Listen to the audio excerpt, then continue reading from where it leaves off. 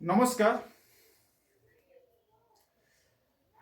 আজকে একটা ভালো বিষয় নিয়ে আপনাদের সঙ্গে উপস্থিত হয়েছি। বিষয়টা হচ্ছে ৩রা মার্চ ৩টা ৩০ থেকে মানে ৩:৩০ থেকে ৬টা ৪৫ অবধি চন্দ্রগ্রহণ থাকবে। তো বছরে প্রথম চন্দ্রগ্রহণ। এই সময়টা যারা গর্ভবতী মহিলা আছেন মানে প্রেগনেন্সি যারা আছেন তাদেরকে সতর্ক থাকা অত্যন্ত জরুরি। তো আপনি যে গুরুকে ভালোবাসেন না কেন, বা আপনি যদি কোনো দীক্ষিত হন, বা আপনি বা যে গুরুকে ভালোবাসেন না কেন, তার নাম জপ করুন, ধ্যান করুন।